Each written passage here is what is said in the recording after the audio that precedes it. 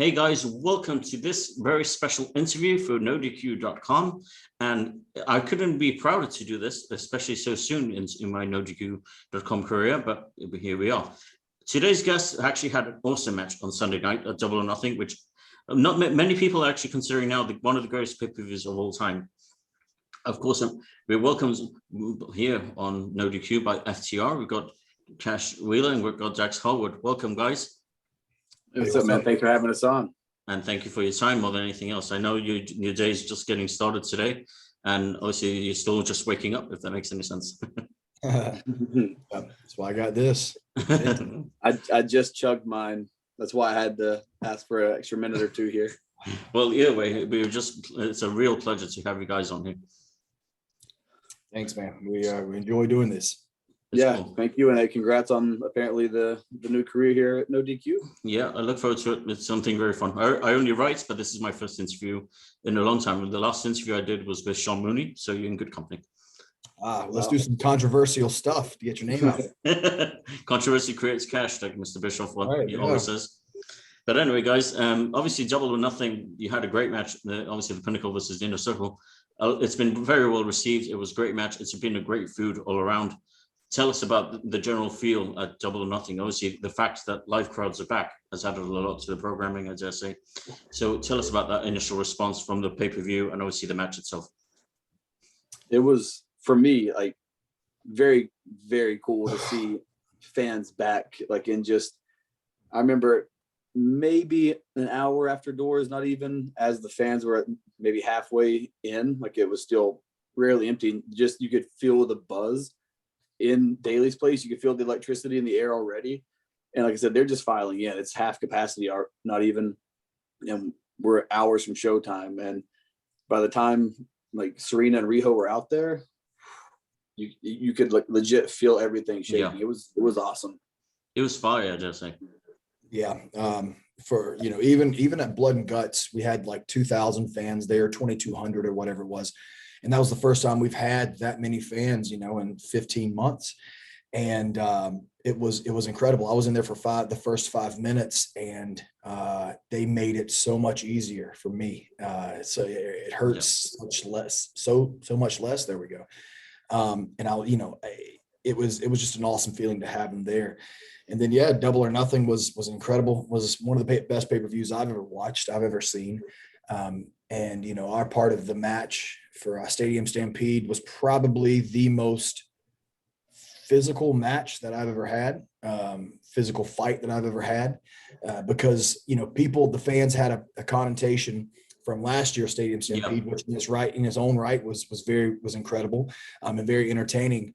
But we, myself and Cash, wanted to bring something completely different to Stadium Stampede this year. And we wanted it to be taken seriously, and we wanted at least our part to be just like us, real and gritty and raw. And, we brought it to Santana and Ortiz, and man, I got to take my hat off. They brought it right back to us. I had a lot of lumps and cuts and bruises sitting at home, but I wouldn't have it any other way. And how great it was. Sorry, Zach, go ahead. Just to reiterate what he said, it was the physicality from Stadium Stampede, like I'm still feeling right now. Yeah, and obviously the most important thing about that match was obviously you're facing people that you've never been in the ring in before as well. So what's that like, obviously, to see them all these years? Obviously, Samigara is just starting out. It's a very young, promising prospect in the world of professional wrestling today. But of course, you blend in the experience of Santana Ortiz, you've got Chris Jericho, Jack Hager, etc. So tell us about what it's like working with those guys. It's been great. It's our job, to do that, but to be trusted to be in the main event position of a pay-per-view, but also the course of the last 2 months of Dynamite has been incredible. And the ratings have reflected that. And that's something that we're very proud of. Also, I had my first singles match with Chris Jericho, one of the greatest wrestlers of all time. And going into that match, I wasn't going to take a step back, even though he's got this 30-year career, and he's one of maybe the top, 5 or 10 greatest wrestlers ever. There's no way I'm going to take a step back. So I brought it to him, and he never backed down either. He wasn't going to let this, and I'm not even young, but I'm a little younger than him, but he wasn't going to let this younger guy come in and take over on him, and he brought the fight right back to me. And what's it like Yeah, to have someone like Chris around? I mean, What's guys that? like Chris are, I mean, love him or hate him. Obviously, he's not our favorite, but you gotta respect what he does for wrestling still. You gotta respect that he's still doing this years after he doesn't even have to. He's doing this now because he wants to. He could have stepped back years ago, a decade ago if he wanted, but he's still giving back to wrestling, and he's still producing at a high level. Some of his, I mean, I think Max, obviously, with the microphone is untouchable, but Chris has been given some of the best work of his career right now. And I mean, I think it elevates everybody around him, because I know that Dax and myself, we feel like we need to make sure that when it's our time, that we aren't the weak links. We're going to step up. We're going to knock it out of the park too. Yeah, Chris ages like a fine wine, I dare say. He knows how to reinvent himself with the times, if that makes any sense. So he did it in 2008, a year after he came back, and after his hiatus in 2005, and then he came back in 2007, reinvented himself. Then in 2008, after his heels, and he did the same thing. He's done it all, and like he's made himself relevant and kept himself fresh with his, whether it's his gimmick or anything that he does on TV. And I just say now it's when he's doing the best stuff of his career, I dare say. Absolutely. Yeah, I mean, Well, he's with us. Of course, he's doing the best stuff of his career. Well, AEW's been on fire lately, like Dax said. I mean, the show in general has just been clicking, and I'm very proud of the work we're doing, because I think Pinnacle and Inner Circle are right in the middle, the thick of these things, and I think we've been delivering. And it's really cool to see. I mean, obviously the live crowds have a lot to do with it, obviously said before, but you can see that it's all a team effort. It's not just like individual efforts anymore. It's all a team effort. If one of you guys succeeds, all of you succeed, and it's great to see. I mean, even just following, if someone, like if you reply to a fellow AEW superstar on Twitter or on social media rather, it's always good to see the banter in a good way. And obviously you see the camaraderie and the team efforts, that if you guys get a high rating, it's a win-win for the team. It's not just like, oh, your match got the highest rating. No, we all did. You know, it's a team effort and it's a collective, and it's pretty cool to see. Yeah. And obviously one of the most important things right now, at least in AEW, at least for me it is the fact that you have someone like Tully Blanchard as your manager. Without a doubt, in my opinion, one of the greatest tag team wrestlers of all time, bar none. Next to John Anderson, I dare say he's the best. What's it like to have someone like Tully there? And obviously not just for advice as a manager, but I just say as a mentor, and to actually get advice from him as well. Yeah, man, I don't think, and this is no slight on our locker room, but I don't think that a lot of the guys understand the treasure that we all have having Tully Blanchard back there. And, you know, you said that behind Arn Anderson, he may be the greatest tag team wrestler of all time. But if you ask Arn Anderson will tell you, you know, point blank, he learned so much from Tully. And when they first started teaming, he let Tully drive the ship, you know, and he followed along because Tully was so good and is so good. You know, before Arn, he was teaming with Gino Hernandez. And if you can find some of the matches on YouTube, they're freaking incredible, man. They're just as good as the Arn and Tully matches. And you know, having him there and giving us little nuances of his knowledge that he learned and things that guys don't even think about nowadays because it's been lost after 30 years. That's, you know, one of the things that I'll treasure the most, having him there. And then I was just talking about this with someone yesterday. You know, we got a chance. Obviously, we patterned ourselves after Arn and Tully, but we got a chance to have quite possibly Tully Blanchard's retirement match. He never got that opportunity because he got blackballed from the business in '89. And we got the opportunity to have, at 67 years old, we got the opportunity to team with him and maybe his final match of all time. And he did. He didn't miss a beat at 67. There's no way at 67 I'm going to be walking. You could just see the fire in his eyes that night too. You could just, he was Tully Blanchard of '85. He was out there. He was living it, and he was right. He was in the moment. Yeah, he could have easily gone. To take it a step further, you said he was one of the best tag team wrestlers, but in general, he's one of the best minds in wrestling. Yeah. For, like Dax said, the nuances and stuff like that, but also just as somebody that can teach you and guide you in life, because I mean, he's had the highest of highs and lowest of lows in his career. So he can help you with life advice. He can help you with tag team advice, just wrestling advice in general, because the way his mind works isn't like everybody else. And I think that's something we need to take advantage of, everybody. Absolutely. And the one thing that people tend to forget as well is the fact that he is a second generation wrestler too. And his dad, as I say, was a pioneer of the wrestling business. Not many people seem to know, but his dad obviously had Southwestern Championship Wrestling was actually on the USA Network. For example, that's not something that was very unheard of at the time. It was on cable TV in the States. The first wrestling show on cable television. Exactly. And the ones that he made that happen. He paved the way for Vince. Yeah. And they just couldn't afford it. But yeah, you're exactly right. He is a pioneer. And real quick, I want to get this in there too about Tully. He hasn't lost a step of the passion that he had before. He loves wrestling, almost to a fault sometimes, but he loves wrestling. He loves texting us and asking what were the ratings, what were the breakdowns. He wants us to be the highest rated segment every show. He wants us to have the best match every show. So he hasn't lost that fire, man. It's good to see.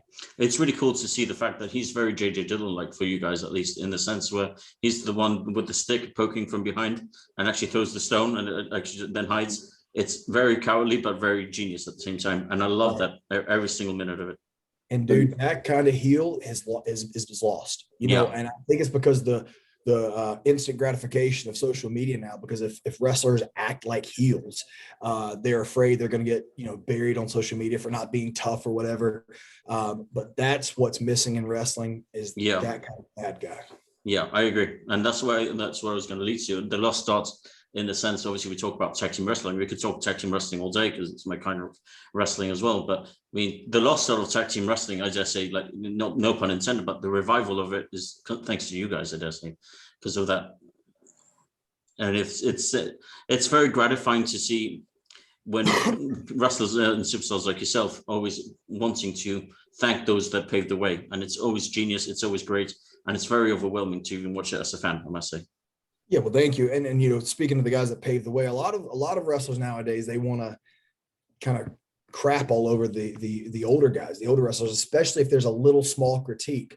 But they got to understand, without those guys, we have nothing. There's no way I could take care of my wife and daughter without what Tully Blanchard and Jim Cornette, who has been very critical of our work lately, not of our work, but what we're doing. And that's okay, because he's Jim Cornette. He has the right to do that. It doesn't make me mad. He has the right to have his opinion. And a lot of wrestlers can't handle that nowadays. So I'm glad you said about paving the way, because it's very important. If they like it or love it or hate it, don't care either way. I mean, it's not going to affect, because at the end of the day, we're happy with what we're doing. I believe in what we're doing, and I'm having the time of my career right now. Yeah, which is what I was going to get to. I just say it's changed your careers for the better. Oh, absolutely. For sure. I mean, we just main evented a pay-per-view for the first time. We main evented Dynamite in the first ever Blood and Guts match, which we won. I mean, there's so many things we've done already. We've already won the AEW Tag Team titles once. We're going to go ahead and check that box off again soon, because we've never got that rematch. And when it's all said and done, we're not through with the Bucks, and they're not through with us. And this is going to go on for eternity until we finally have either a solid yes or no, we're the better team, or that's it. All I can say, guys, like from a fan standpoint, it's very beautiful to see that, like, everything you guys are doing on TV, everything that you guys are doing as the pinnacle. Obviously, with having someone like Tully, you got someone as MJF, very promising as well. You've got Wardlow, who's also very promising. That group as a whole, that dynamic that you guys have, it's like you've been together for a very long time, and it fits and it works, and it's very gratifying to see. Thank you. And I hope, I think it's because we're all unselfish. We're all unselfish, and we all believe in our own abilities. And I can only speak for myself, and I can speak for Cash, because we've been together for the better part of 10 years. But our insecurity and our talent is so low. We know how good we are. So there's nothing that we're worried about. So we don't have to be the EVPs of a company to make sure that we're the World Tag Team Champions. We know that we're the best. There's nobody better than us. And when you got Steve Austin and Arn Anderson and Tully Blanchard and Dennis Condren and Bobby Eaton and Ricky Morton and Bret Hart and Edge and Christian and all these guys who will publicly say they're the best tag team in the world, the best tag team I've ever seen, how can you deny it? Exactly. And if any other tag teams have an issue with that, if any EVPs have an issue with the MVPs, then they know where to find us. I mean, we're not hard to find. Well, you guys are around them all the time, so no place to run, no place to hide. Like We're not around them all the time. They don't like being around us. We like to make them feel uncomfortable and tell them that we know you brought us in just to beat us, so you could be the best tag team ever. We get it. Well, they better watch their backs. If obviously you still got that rematch pending, like you said. So hopefully it will happen soon. Obviously, going back to Double or Nothing, and obviously we talked about obviously the fact that it is being dubbed as one of the best pay-per-views of all time, and obviously the fact that it was, and obviously the general feel as fans, it was just overwhelming online. But how overwhelming was it for the entire roster at AEW? Obviously, the fact that the announcements of Mark Henry signing as well made a lot of noise in a good way. So tell us about that, and how has that been received by the roster in general? Just it's great to me because, just being at AEW only in the Daily's Place era for us. We've only been in Daily's Place. We haven't gotten to see like the AEW faithful, and those fans like watching AEW before we were there. Those fans, like, it takes the shows to another level. And you just can't recreate that no matter what. But like the whole roster stayed so positive through the entire pandemic that I didn't even realize how much I missed it. Really, I knew that there was something that was missing, but until Sunday at Double or Nothing, when you had the fans back in there and you can feel it all again, and it's back like it was before April of last year, then you can't really put into words and describe how it felt. Like the whole locker room was just, the vibe backstage was electric. Everybody's watching, everybody's glued to monitors. There's just little corners everywhere where people are gathered off in their cliques or their factions doing their thing, but everybody's watching and everybody's like supporting, and just the crowd the whole time, like they never wane. And like this Florida heat gets to you, and it's an outdoor venue, so like we know for a fact the heat will wear you down, but they stayed strong for 4+ hours, and it was magical. Absolutely. You're talking about the you're asking about the Mark Henry signing. It's so easy for fans online to say, oh, Tony Khan's just blindly spending money on these ex superstars, whatever. But they have to understand, and everyone has to understand, that bringing in Christian and bringing in Mark Henry and Big Show and Sting, these guys are going to give the younger guys an education that no one else can get. Just that 3 minutes that Jungle Boy was in the ring with Christian at this pay-per-view made him, because Christian is so smart and knows what he's doing. And that's the reason that Tony Khan is spending this money to bring these guys in to help the future of AEW. I was going to say, these are not just guys that like they're throwing a dart at the wall and picking. Like, these are all people that have a proven track record of helping young and up and coming talent and wanting to help the future of the wrestling business. Yeah. So if these people are available and they have a proven track record of helping companies get better and talent get better, it's stupid not to have them on board. And I'm happy to have a guy like Mark, who's scouted more than a couple of dozen talents at this point that are knocking it out of the park every time they step on stage. So I think the bonus here, I think you guys will agree, it's not about the championships. It's like the fact that he wants to give back to, like you mentioned, to the young and upcoming talent themselves. Right. Yep. Imagine what Mark Henry's going to do for someone like Will Hobbs, someone who's built the same as Mark Henry, and Mark can teach him how to be a dominant force, and how to be a monster. You have a guy like Wardlow. Wardlow's he's got unlimited potential, but he's also not been wrestling on TV very long. And Mark Henry's been doing it for a couple of decades now. So these big, strong guys can learn how to TV wrestle like a big, strong guy by guys that have done it at the highest level for a long, long time, such as Big Show and Mark Henry. The great stuff is, I think it's like everything else. You got to believe what you see and you got to believe what you hear. And what you guys like, not just what they bring to the table, but what they see, obviously, from the young and upcoming talent, but what they hear and feel, and like from the crowd, obviously, like you mentioned, those 3 minutes where Christian had to put Jungle Boy over, it was believable, and the fans were invested into it straight away from the beginning. And it was a very I want to say, obviously not using the term, I didn't want to use it, but it was very much like a WrestleMania type feel in every sense of the word. So there was a lot of younger talent there that had only been signed to their first contract during the pandemic or like the Daily's Place era. So they had never had a full capacity crowd in their careers.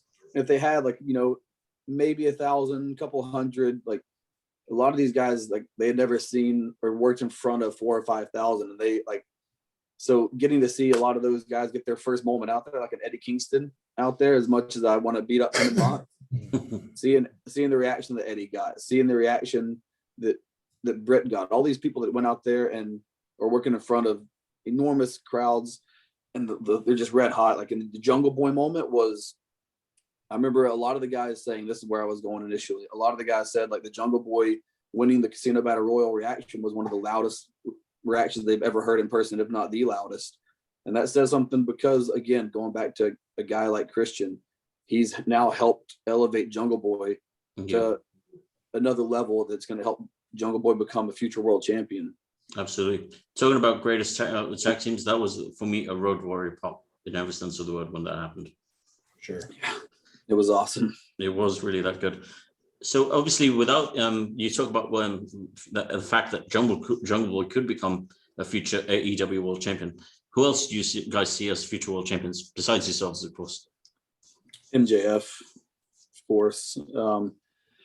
I could see Jungle Boy getting there, Darby, Ricky. I mean, there's a lot of guys there. I mean, these are just some of the younger talents. There's a lot of guys there that I feel like have been around for a while, working and grinding, that will get their chance too. But I mean, there's so much potential, like future superstar power that it's take your pick right now. I think the biggest star that's going to come out is going to be Will Hobbs, because he brings something different to the table. He doesn't. A lot of wrestlers, especially young guys, they try to conform to what they know will get a pop from the fans. Yeah. So they do the exact same thing that every other match does. Will Hobbs is not like that. He, in real life, is a badass, and in the ring, he wants to portray himself as a badass too. And I think he's going to come out as, one of the biggest stars in the industry. And people invested into him as well, which is great. Yep, for sure. And he's just getting started. I was going to say, you're just taking the words right out of my mouth. Besides everything that's going on, obviously, I just say the wrestling business right now is at an all-time high. And when it comes to AEW, obviously, there's NWA. Obviously, you can challenge for the AEW World Tag Team titles. Would you challenge for the NWA World Tag Team titles? Would love to. I mean, I think we challenge for any tag team title. I think we challenge for any tag team supremacy. We talk about it in every interview. The most important thing, aside from taking care of our family with the money, is our legacy. And to be able to go down as the greatest tag team ever, we have to face every tag team that is considered one of the greatest tag teams ever. So we'd love to go to NWA and get their tag team belts. I'd love to fight the Briscoe brothers too. Even though they're not champions, they're considered one of the greatest tag teams of a generation, as are we. And they like to play tough guys from Sandy Hook, but I don't know if they could walk down our block, the block that we grew up on. And I would like to test our skills and our grittiness against them. There's a lot of guys we'd like to work with. Yeah, it's very important. One thing I was going to highlight, and this is for any young and upcoming talents or any young hopeful wrestler, I suppose. How important would you say it is to bond as a team outside of the ring? I mean, I've seen teams that don't get along that can coexist for a certain amount of time, and they can fake it on screen for a while. But eventually, like if you want any sort of longevity, if you want to be a tag team, you have to have that bond, because otherwise there's only so long that you guys can fake your way through it before you have to get into the deep, meaningful stuff. And if you don't have that personal relationship, then that's going to crack in an instant. And you see it pretty often. Yeah, I can't speak for any other teams, but I can speak for us. And when we were, before the pandemic, we were driving together every single day. we were even rooming together to save money because we weren't making any money back then. But we roomed together for years and years and years. We drove together. We were always together, and we worked out together. We ate together. We did everything. We still do. So it's important for us. I don't know how it is, how important it is for every other tag team. That's great to know. Also, one thing I always highlight, and this is something I've always, like I mentioned before, I love tag team wrestling. It's always going to be my favorite form of wrestling anyway. Like I said, the years progress and obviously everything that goes on in the world of professional wrestling. But what is, would you say the key to watching classic tag team wrestling to learn from? What's the key to watching it? Yeah, and to learn from it, and what do you grasp from it to learn from, and maybe implementing it into your careers, I suppose? To just stop looking for moves, look at how they pace the match, look at how they structure the match, look at how they hook the crowd, look how they know when to get the crowd up to their peak, when to bring them back down, and how they control it. And they don't let the crowd dictate what they're doing. Because I feel like now people are just watching for the giftable moments. They're watching for what move they can steal, what spot they can do, what sequence they can add, instead of looking for the details. And I feel like that's why it's such a lost art these days. If you go back and watch classic tag team wrestling, you see the details and you see what made it an art form, as opposed to, I always joke now that it's not tag team wrestling, it's just team wrestling, because there's no tags. You just do whatever you want, whenever you want. Yeah. And that's a real big issue, because it's tag team wrestling. And if you don't tag and if you don't respect the rules, then you can't structure a match properly to get the baby faces over or the heels heat. So just watch and understand how to work with the crowd and not just do something that's going to get a car crash reaction. Yeah. But also, like if you think, if we're trying to grow this brand, if we're trying to grow AEW and we're trying to grow tag team wrestling, if you watch a match and you see these guys tag and they get in the ring for, 2 minutes at a time with no repercussions, what does that tell the fan at home? What if someone's flipping through the thing and they're like, oh, tag team wrestling, let's watch this. They make the tag, the referee counts to 10 and then he stops counting. Oh, why isn't someone getting disqualified? Why isn't someone getting out? And a lot of guys think that that's the creative part. Oh, let's get 4 guys in there and do whatever we can for 4, or 3 guys in there. Let's do whatever we can. That's not the creative part. The creative part is when you can work around the rules and make your stuff work. And that's what you get from watching some of the older tag team wrestling. I think just like Cash said, guys are too busy worried about putting the moves in and looking for cool moves or cool sequences or cool combos or whatever. But when your strikes and your fundamentals and your snappiness is the shits, and you do a whole bunch of moves, honestly, that mean nothing. You're not going to be a bigger star. And that's something that's completely missing from not just tag team wrestling, but all of wrestling today. It's all down to creativity, obviously heel tactics, heel moves. Like obviously there's always like the blind tag and everything else, but it's those things. It's like you mentioned, like you can't really look around in every sense of the word. You have to be creative yourself. Obviously take certain things from others, but you have to be your own dynamic and you create your own dynamic duo, if that makes any sense. Absolutely. Yep. Yeah, absolutely. And you gotta make it your own, but you also have to do it within the rules so you can get your quote, because all these fans think they're so smart, but if you really are smart, how to get heat and how to make your baby face. And I don't think very many wrestlers know that nowadays. And obviously this week has been, I want to say, marred by a lot of controversy, because we're going, this is not something I want to bring up, but I think it's very important to highlight. WWE have released, I dare say, a group of talent, which is probably one of the most talented of groups, apart from the group that was apart when you guys got released, unfortunately. But tell us, or if you want to tell us, rather. Real quick, let me stop you. No. Not unfortunately, we got released. It was very fortunate. We begged for our release for 1.5 years. They finally gave it to us on mutual terms. It was not unfortunate. It has not been fortunate. I just want to stop it. Forgive me for that. But anyway, it's been, I just say, a very fantastic crop that just been released this week. Would you like to see them be part of AEW, or is there any other free agents in the world of professional wrestling that you would love to see as part of AEW? Personally, I just want all of them to do what is going to make them happy. If that includes AEW, yeah. If that includes Impact or Japan or not wrestling at all, some people might transition to other things. Who knows? like it was a group of really talented people. So I know they're going to be all right because they're so talented and they're all very driven. You don't get to the point they were by not being driven. So like I hate it for them, but I know like it's going to be like a confusing time, and there's going to be times where you're really down about it, then you'll be upset and angry about it, and then you'll be happy about it. But eventually, in the long run, you're going to be happier. So just as long as they're happy in the end, I mean, I hate that it ended for them like that, but they're going to be better off. It's definitely a blessing in disguise sometimes. Yes, for sure. Yeah. It's always the best way to sum it up. We talked about, or we can talk about Tully, like we mentioned before, but are you surprised, obviously, the fact that he got black balls for so long as well? I just say has a lot to do with it, but are you surprised that he's not in the WWE Hall of Fame on his own? I don't know. I mean, my answer is going to sound like I'm bitter towards the WWE, but not necessarily. He should be. I mean, before the Horsemen, he was drawing money everywhere, and then even as a single star with Dusty and Ronnie Garvin and Magnum TA, obviously, he was drawing money himself for Ricky Steamboat.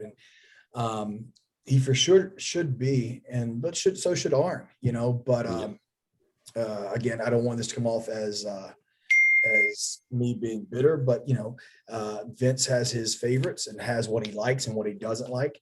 And I've told this story one time before, and I'll tell it again really quick, but we came back from a match with New Day that we all loved, and it was so incredible. And we had such a high from that match that we got to the back. Vince pulled me and Cash to the side, and he said, do you know what you guys' problem is? And we're like, oh no, we just had a great match, we thought. You guys are great professional wrestlers. That's your problem. Everyone says you're the next Arn and Tully. Well, you are the next Arn and Tully. That's your problem. And he meant that as a slight to us. And it's like, man, you're calling us one of the greatest tag teams of all time, and just because you don't like them, you don't like their work. So I'm sure that they don't lose any sleep over it because they know how good they were and what the career they had. But yeah, they absolutely, but before they go in, the Midnight Express should be in too. There's just, I couldn't even get into this. Yeah. That's actually the column I'm working on as we speak. I've done part 1 and 2, and obviously it's about people who I feel should be in the WWE Hall of Fame. There's part 2 was honorable mentions of people who they never get mentioned for like Hall of Fame nods, and Joe Blanchard was actually one of them. And it was stuff like that that actually brought them to my attention. I'm like, you know what? Why isn't Tully on his own yet? Why isn't Arn on his own yet? But at the end of the day, it's like you said, it's either they. It's okay. Tully's going to be in the AEW Hall of Fame in about 10 years, so that's going to be something that he'll be very proud of, and he should be. He deserves. I know I was late, but I have to head out. I got to go to Jacksonville still. Is there much left? One more question, and that's about it. And obviously, to finalize, today's interview, and which I'm very grateful for you guys for your time more than anything else. What's next for FTR? I think we continue to ride the wave, continue to build our brand, FTR's brand, continue to build Pinnacle's brand. Ultimately, I want to build AEW's brand. That's what we're here for. We want to make AEW the greatest wrestling company in the world. Wrestling has been my life. Wrestling is my mistress. It's my passion. I love it to a fault. And I want AEW to continue to thrive for 30 years. And and I want to be a part of that. I want us to be a part of that. Obviously, becoming the tag team champions for a second time is our goal, but we can't make that happen. There's only a couple of guys that can make it happen. It seems like they don't want to make it happen right now, which is fine, whatever. If I was a tag team that considered myself the greatest tag team of all time, and the year prior, the other tag team that's considered the greatest was number 1 rated in PWI. We had all the accolades, and we can actually give them a run for the money. Yeah, I'd keep them down too, but that's just me. But yeah, ultimately building AEW's brand. That's, I think, what is next for us, is continue to build it, make it the greatest wrestling company in the world. Yep, that sums it up for me. Well, that's great. And like I mentioned before at the start of the interview, I'll say it again now. I do want to thank you guys for your time. It's much appreciated, especially today, because I know you are going to be live on TV in a few hours. And more than anything else, to take time from your busy schedules means a hell of a lot to me. And it means a hell of a lot to NoDQ.com. So thank you very much, guys. And I want to thank also, he's going to kill me for this, but I do want to thank Danny Kerth as well for liaising and arranging this interview. We'll be back hopefully with more AEW interviews very soon. This has been Dax Harwood, Cash Wheeler, FTR from All Elite Wrestling. Thank you for your time, guys, and I hope you have a great day. Appreciate it, man. Have a good one. Thank you. Awesome. Thanks, guys.